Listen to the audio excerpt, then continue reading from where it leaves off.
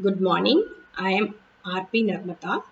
Today, I am going to handle a very interesting topic on computer design. 8 great ideas on computer design. You all must be wondering, where are these ideas to be used? What are these ideas to be? Yes, you all must be familiar of computers. It is an electromechanical device and it is used for various applications. Who is going to design this machine? Yes, you are right. Computer architect. A computer architect should be familiar with computer architecture. So what is a computer architecture? Computer architecture is a field that tells you about set of rules, methods, functionality, organization and implementation of a computer system. It is the theory behind the design. Now you must be thinking, who has framed this architecture and the ideas? Yes, it has been followed in the design industry for more than 6 decades. And also now I have taken these information from the author of the book, The Computer Organization and Architecture by Professor Dr. David Patterson, who is the author of the book and professor of California Berkeley University. He has written this book, which has been observed by the design industry for more than 6 decades. Okay, let us come to know about the overview of the 8 ideas. The first foremost idea is design for Moore's law. So what is Moore's law? Moore's law states that every 18 to 24 months of time, your integrated circuits get doubled. So it gets doubled or quadrupled per resource chip. As a designer, you have to keep in mind before starting the design and completing the design. The computer architect have to anticipate the rapid change in the technology as per the Moore's law. So he states that his graph is up to right. So you have to keep in mind the start date and complete date of the project that you are undergoing. The next idea is use abstraction to simplify the design. Both the programmers and the computer architect invent technologies for more production.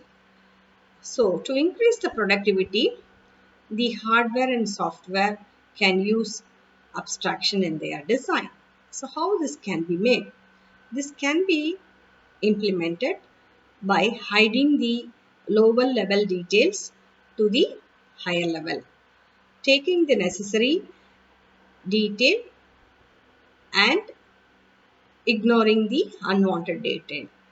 For giving more brief of this idea, I would literally give an example, that is weather forecasting. So what is a weather forecasting gives? The weather forecasting in your machine gives you just the information about the weather that you request for, whether it is a cloudy, sunny or rainy, not other information such as where it brings you, through which satellite the information is about. Nothing is given to you. You never know all these details. Likewise, we use abstraction to simplify the design. The next idea is make common case faster. So to enhance the performance of the machine, you always use common case faster rather than the rare case. What are the common cases? For example, from an existing car, you can design a sports car. From a sports car, a very faster sports car can build rather than going for a minivan. Likewise, the common cases which is existing in a machine can be built faster for any applications that you build. The next idea is you have to keep performance as a parameter for performance via parallelism. So what is parallelism? Parallelism is nothing but breaking down a smaller, you break a task into smaller pieces of task and do that simultaneously. So this is what is parallelism. So parallelism has been observed to increase the performance of the processor. For example, to give a good example on that, your multiprocessing can be very faster than a single processor. So in designing a machine, parallelism can be used to increase the performance of a processor. For example, multiple jet engines used in the aeroplane can be very faster than a normal aeroplanes. So this is what is parallelism is about. Next, performance via your pipelining.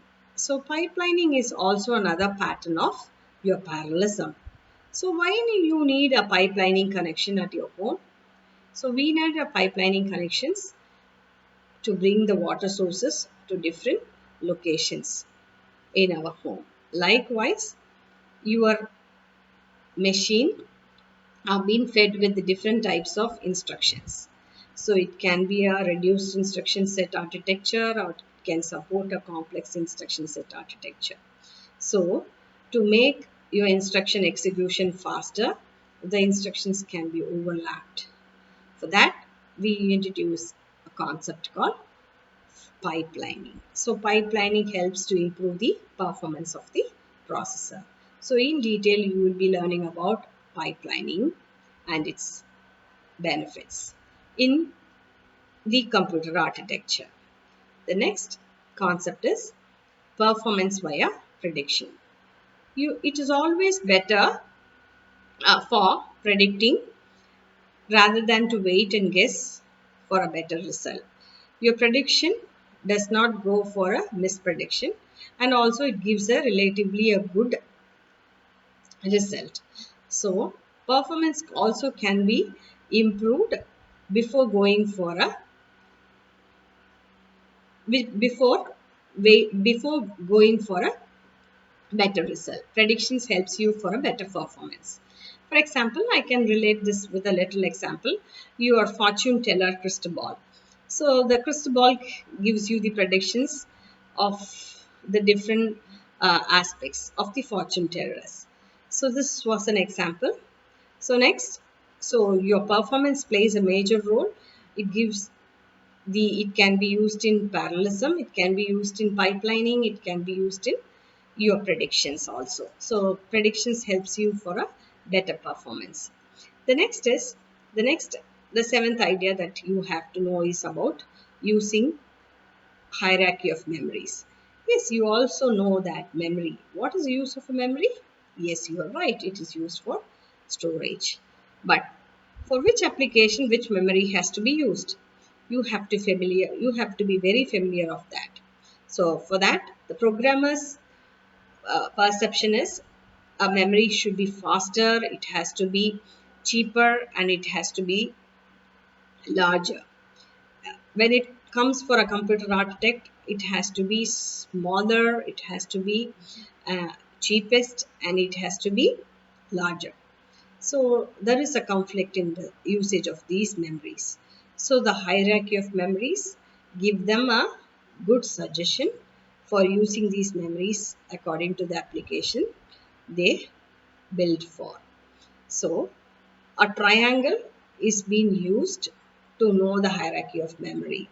The topmost of the triangle gives the fastest, expensive, and smallest memory, and the bottommost of the triangle is the cheapest, largest, and slowest memory. For example, topmost of the triangle resides your registers, Next comes your cache memories, then comes your main memories, then comes your magnetic disk, then comes your magnetic tape.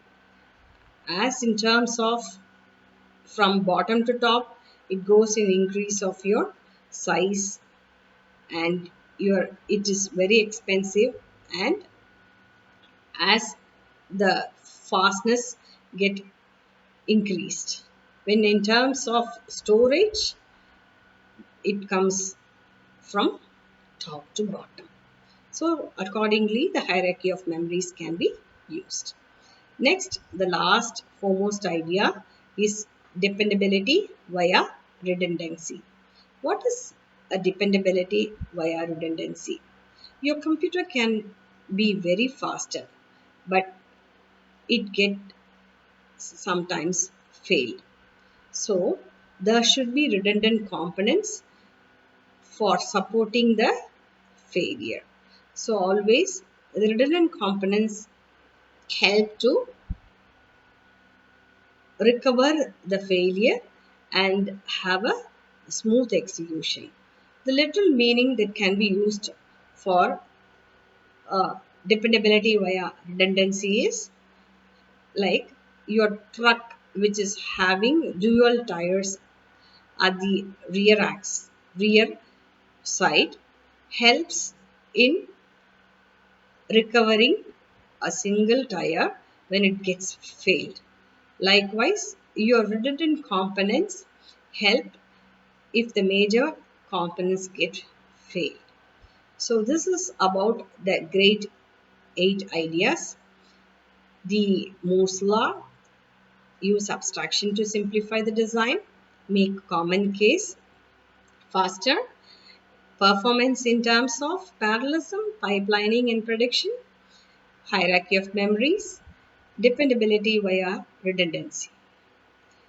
Any queries can be put forth for discussion. Thank you.